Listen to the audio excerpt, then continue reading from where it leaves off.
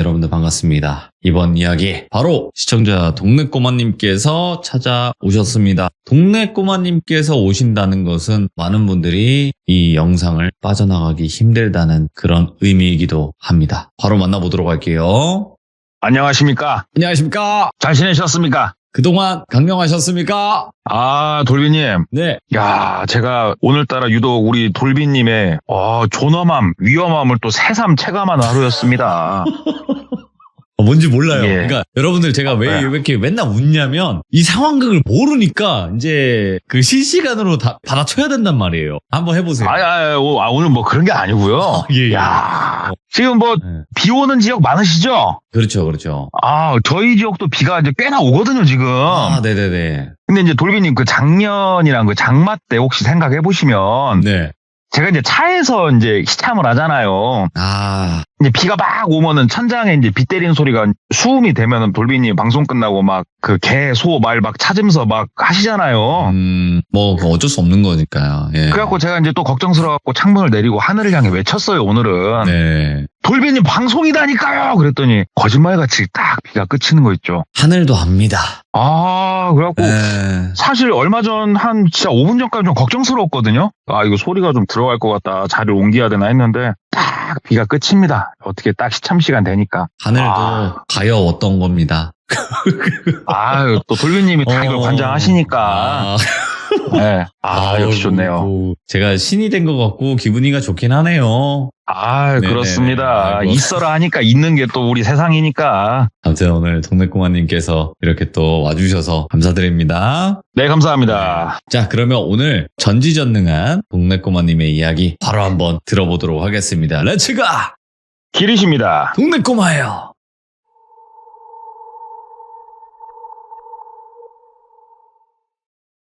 오늘 이야기는 미리 서두에 말씀을 하나 드리자면은 좀 무섭거나 막 재미는 없을 거예요. 스펙타클하고 이런 것도 없고 그냥 들었을 때 되게 특이하다 뭐 이 정도 이야기여서 한번 들고 와봤고. 어이구, 예. 왜 그러면은 그런 얘기를 굳이 갖고 왔냐. 그냥 시기가 그러더라고요. 이제 3월 첫째 주죠, 이번 주가. 그렇죠, 네. 3월 첫째 주가 어떻게 보면 1년 중에 가장 설렘, 두려움 이런 것들이 공존하는 한 주일 거예요. 초중고 반이 바뀌어서 새로운 친구들을 만나는 한 주고, 맞죠. 그 다음에 대학생들, 새내기들 성인 딱지 딱 붙이고 캠퍼스 생활 시작하는 그런 한 주지 않습니까? 3월 첫째 주가. 네, 캠퍼스 생활에 관련된 이야기여서 일부러 오늘 한번 들고 와봤어요, 이 이야기를.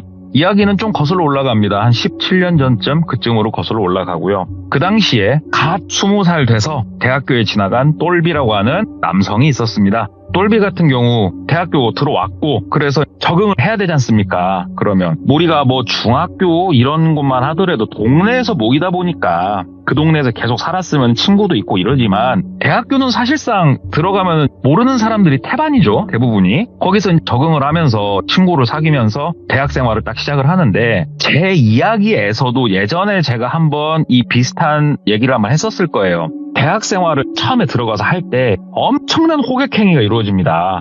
특히 그 정문 쪽, 먹자골목 나가는 쪽에서 동아리에서 그렇게들 꼬시기 시작을 해요, 학생들을. 우리 동아리에 들어와라, 뭐가 재밌고 막 한다 하는데 결국은 뭐 똘비 같은 경우에도 마찬가지였지만 어느 장르의 취향을 가지고 있냐 이것도 중요했고 또 두 번째로는 조금 여성 비율이 높았으면 좋겠다. 그 동아리가 다들 똑같죠 뭐 이런 생각이 있어서 다니다가 보니까 영화 제작 감상, 품평, 공부하고 이런 동아리를 발견을 했고 거기에 가입을 하게 됐어요. 그러면 이게 아마 전국에 있는 대학교의 이 동아리는 다 시스템 비슷할 거라고 생각을 합니다. 처음에 들어가면 선배들하고 인사하고 술 먹고 놀고 이러다가 학기 이제 초중반쯤 딱 가면은 처음으로 교육 같은 거 해가지고 뭐 촬영 기법이 됐건 아니면은 어떠한 감독이 가지는 특성이 됐건 이 영화에 뭐 숨겨진 의미라든가 이런 것들을 같이 찾아보는 이러한 공부가 됐건 이런 것들을 같이 하고 또 술을 먹고 막 이런 걸 반복을 한단 말이에요. 그러다가 이제 동아리 회장이 2학년인 그 남학생이 이제 회장이었다고 하는데 2학년 그 남학생인 동아리 회장이 얘기를 한 거예요. 자, 올해도 우리가 같이 한번 영화를 제작을 하고 한번 시도를 해보자 이렇게 얘기를 한 거예요. 이게 매년 해왔던 어떻게 보면 연례 행사 중에 이제 하나였어요. 이게 3, 4학년들은 대부분 취업으로 빠지는 경우도 있었고 사실 동아리에 참석하기가 좀 힘들다 보니까 2학년이 최주축이 돼가지고 돌아가는 그런 시스템이었는데 모든 동아리 회원들이 3, 4학년 제외하고 모두 다 간략하게 시나리오를 써서 무조건 내라고 지시가 내려온 거예요. 그래가지고 똘비도 거기서 사귄 친구들하고 같이 뭐 머리 맞대고 야 너는 뭐 할 거야? 나는 뭐 할 거야? 아 그래? 어떤 장르가 좋을까 하면서 다 같이 시나리오를 써서 냈어요. 냈는데 똘비가 써서 낸 시나리오가 당연히 되진 않았고 다른 같은 학번인 새내기 중에 한 명의 시나리오가 야 이거 괜찮다 이거 해볼만 하겠다 해서 그럼 이번에는 이걸로 한번 우리가 다 같이 공부를 해보자 이렇게 해가지고 본격적인 영화를 한번 어떻게 만들어 보자 이러한 행사가 시작이 된 거예요. 동아리 내에서. 근데 그 해에는 조금 더 판이 크게 열렸다고 하더라고요. 동아리 회장 형이 대학교 본부로부터 동아리도 지원금이 나오는 게 있거든요. 그래서 영화 제작에 관련된 지원금을 조금 더 확보를 할 수가 있었고 그 다음에 이러한 전국에 있는 대학교 그 다음에 소규모 그룹들에서 만든 영화들을 출품을 하면은 뭐 그중에서 괜찮게 찍은 것들은 입상을 하면은 뭐 상금도 주고 이런 작은 대회들이 있단 말이에요. 야 이번에는 그쪽도 제대로 한번 우리가 시도를 해볼 만 하겠다. 여기 하나 더 뭐 추가로 플러스 알파가 된 게 뭐가 있었냐면은 이게 영화라는 게 지금은 우리가 뭐 하다못해 핸드폰으로 찍더라도 화질이 좋잖아요. 그런데 17년 전, 뭐 8년 전 이때만 가더라도 지금같이 이렇게 할 수가 없는 상황이었어요. 장비가 있어야 됐었어요. 그때만 하더라도. 이러한 장비를 대여까지 받을 수 있게 회장형이 다 판을 짜게 된 거예요. 어떻게 다 아다리가 맞아가지고. 그래서 내가 따로 가서 우리 학번에서 가가지고 이 카메라 장비 그 다음에 뭐 마이크 같은 것들 대여받는 것들 교육을 받아야 되니까 교육까지 다 받아서 올 테니까 올해는 제대로 한번 찍어보자. 그래서 판이 생각보다 꽤나 크게 동아리 역사상 어떻게 보면은 제일 진지하게 진행이 됐다고 하더라고요. 그래서 꽤나 체계적으로 준비를 했대요. 시나리오만 썼다고 해서 바로 영화 촬영을 할 수 있는 건 아니고 콘티 같은 것들을 만들어야 되지 않습니까? 그러면 만화처럼 컷을 다 나눠가지고 이 씬에서는 어떻게 할 거고 이거를 만화처럼 다 그리기 시작을 한 거예요. 서로 막 머리 맞대고 회의하면서 싹 그려가지고 뭐 씬마다 나누고 여기서는 무슨 그 대사를 칠지 그 다음에 누가 무슨 역할을 할지 시나리오도 좀 손을 볼 수밖에 없었대요. 왜 그러냐면 내용 자체가 좀 약간 스릴러물 이런 비슷한 장르였는데 영적인 내용이 상당히 가미된 그러한 장르였다고 하더라고요. 처음 냈을 때 시나리오 상에는 귀신이 등장을 했었어요. 그런데 이게 영화를 막상 제작을 해보면 느끼는 거지만 귀신이 나오는 영화를 아주 이러한 아마추어들이 만들기가 정말 어렵대요. 이게 진짜 어려울 것 같아.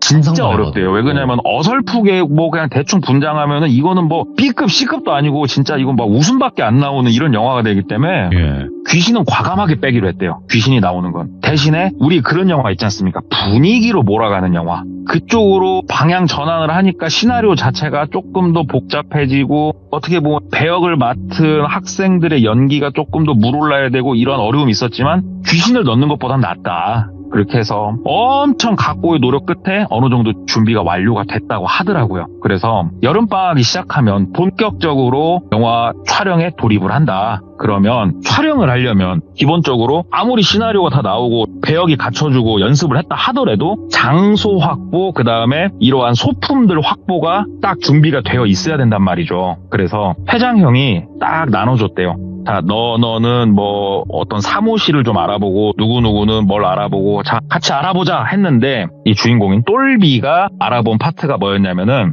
이 영화 내용 중에 점사를 보는 내용이 있었어요. 그래서 점사를 본다. 그러면은 우리가 영화를 구도를 어떻게 잡아야겠습니까? 그냥 사무실에서 앉아서 점 보는 경우는 거의 없잖아요. 그러면은 뒤에 뭐 불상이 됐건 아니면 뭐 산신이 됐건 애기 동자가 됐건 뒤에 막 이런 게 있고 옆에 무구가 놓여져 있고 앞에는 막 한자로 된 책이 쌓여 있고 이런 것들이 떠오르지 않습니까? 이거를 이 열악한 환경 내에서 이 적은 예산 내에서 세트를 만들어서 할 수는 없어요. 대학생들이. 그러면 답은 간단합니다.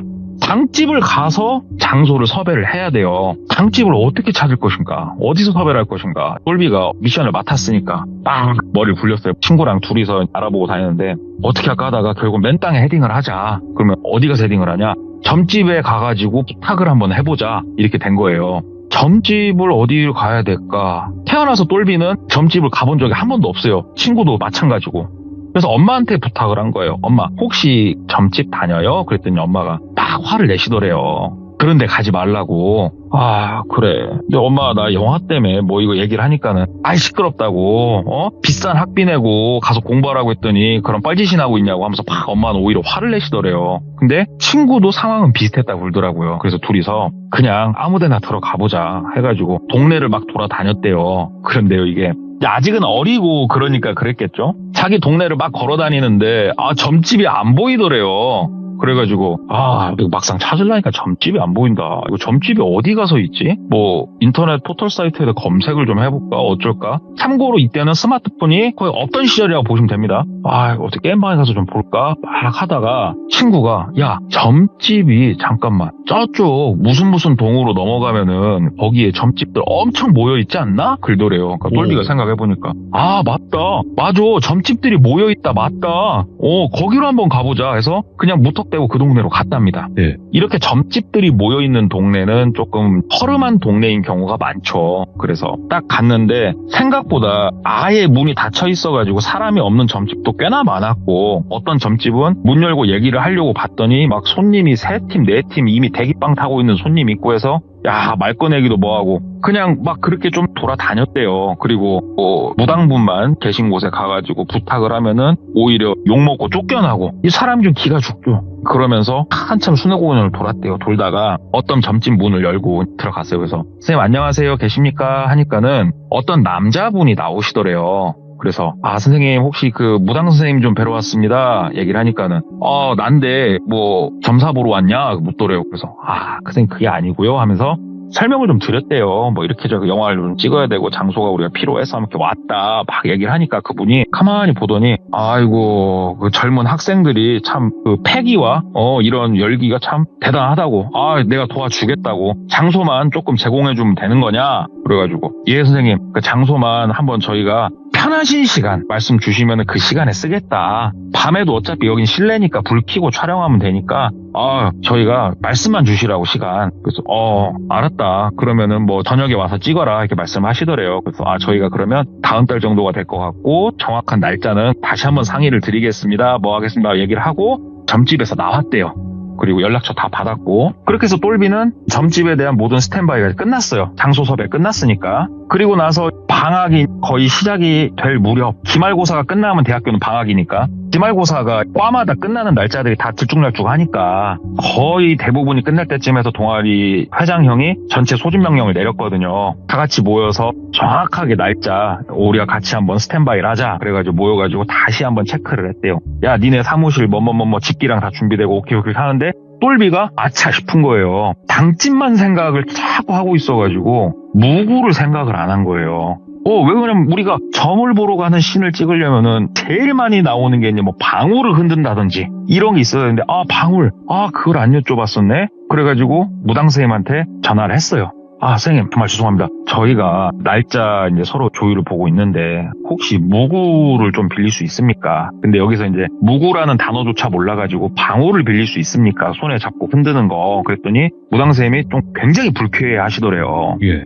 절대 그런 건 빌려줄 수가 없다. 똘비는 욕먹을 것 같은데 다른 애들은 준비를 엄청 철저하게 했던데 그래갖고 선생님 좀 도와주시면 안 되겠냐 막 그랬더니 알려주더래요. 어디 가서 뭘 사가지고 오라고. 차라리 사서 오라고. 이거를 내 거는 못 준다. 그래서 똘비가 이걸 회장형한테 말하면 욕먹을 것 같아서 자기 사비를 주고 그 방울을 사기로 했대요. 생각보다 방울값도 비쌌대요. 되게 제일 싼 거를 하더라도. 그래서 이제 회장형하고 며칠날 그럼 여기 씬을 찍으러 가자 해가지고 오케이 준비가 다 끝나고 무구도 챙겨놓고 그렇게 그 촬영을 하는 날이 됐어요. 무당 역할을 하기로 한 여학생도 나와가지고 한복도 대여를 했거든요. 그래서 한복을 입고 앉아서 똘비가 준비한 방울을 주고